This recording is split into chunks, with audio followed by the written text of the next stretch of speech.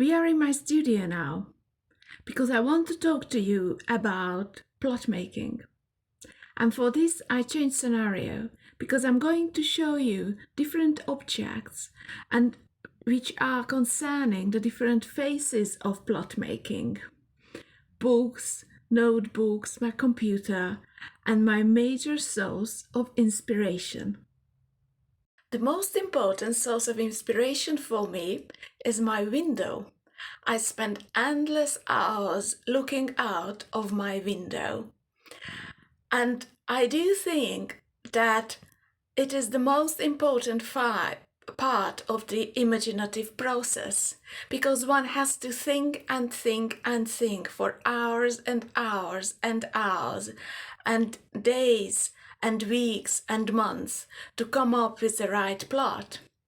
And I think this has been quite underrated. Writing is not only writing. I think it's 80% thinking. The second big part of my plot making is the reading. I read extensively on the subjects I'm interested in. This is my little shelf now, which concerns my third book in the crime series, which is about the life of nuns during state socialism. So I just show you one cover. So this is oral history about nuns during state socialism. One has to read a lot, and especially I do, as I write historic crime, to get into the era. And the stories one finds are most of the time much more interesting than what I can come up with.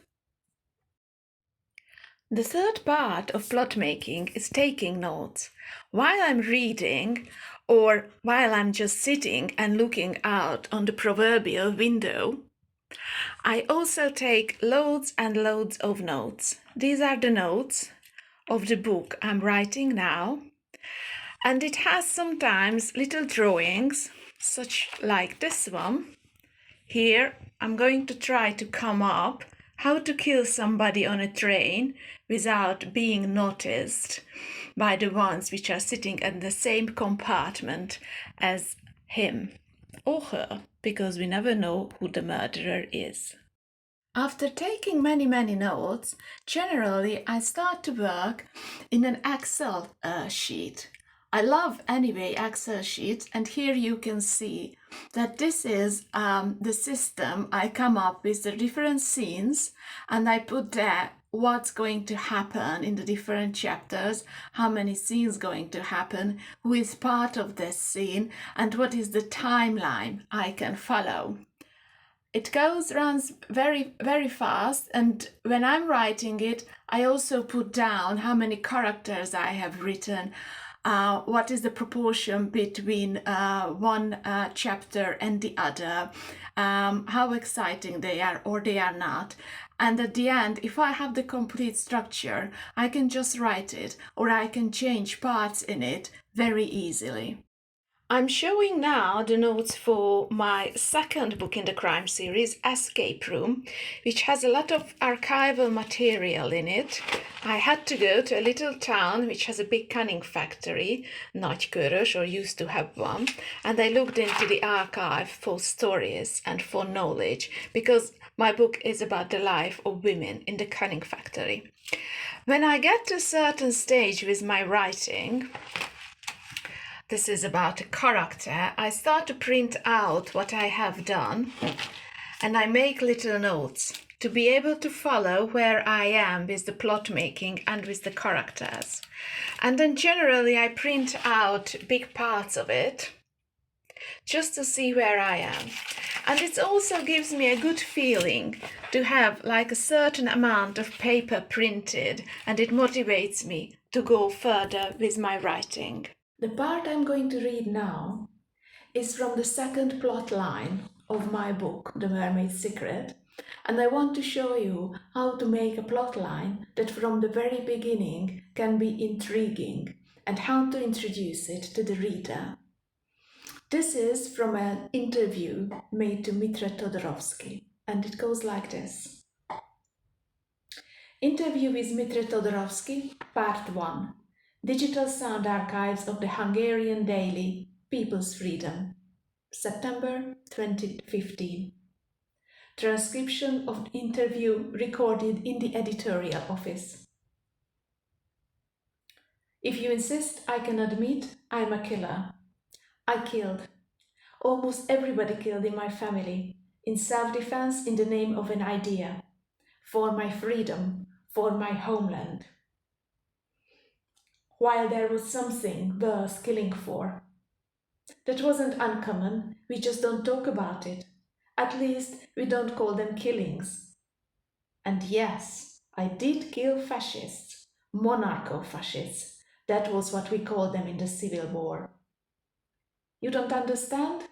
I'm talking about the Greek Civil War. We in the Democratic Army were fighting against government's forces. My father, my brother, my sister, later my mother, and finally me. Have you ever killed? It doesn't look like it. You are too young for it, but you might understand. It is very important for us, for the Greeks, as you call us, that you understand why we came to Hungary after the war, and why we stayed here in the end, why we had to stay here. I wanted to return home, as everybody else did. For a long time, I was ready to go home. Where is home? In Svetopetka, of course. We were all born in that village. Mikhail, Sonia, Lena, and my younger brother, Angelko. We were all born in Svetopetka.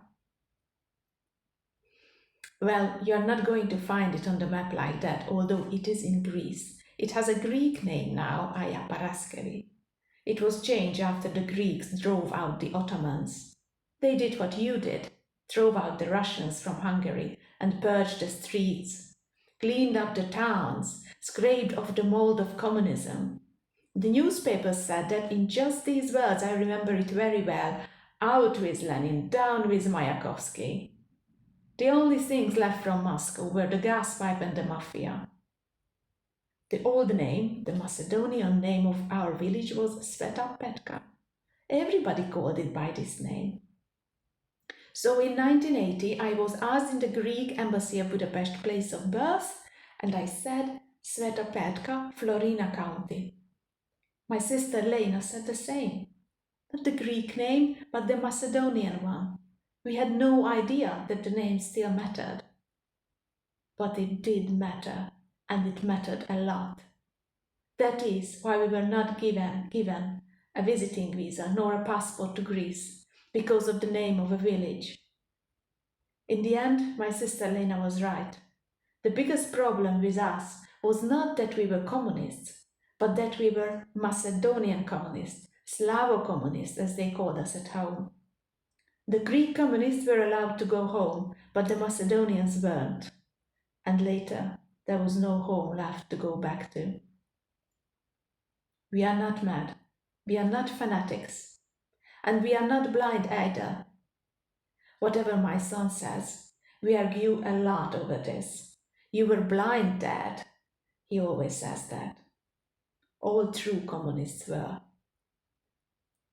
People don't kill because of madness, but because they have a reason to kill. And we had one. If you never heard about Hungarian crime fiction, it has two reasons. One is that the history of the genre has been interrupted in the Hungarian culture. Interrupted by the two world wars, but especially by the communist regime, which didn't favor this genre. The other reason is that both the US and the UK market doesn't favor literature in translation. It only makes up between 3 and 5% of their market. And of that 5%, only 20% are women. So if you want to read women in translation, that only makes up 1% or even less than 1% of the market. So if you are interested in my book and if you are intrigued, if you want me to become part of that 1%, then read literature in translation. Read Hungarian literature. and create demand. And if you work in the book market, you are a publisher, a translator, or an editor, then spread the news. There is such thing as Hungarian crime fiction. Thank you.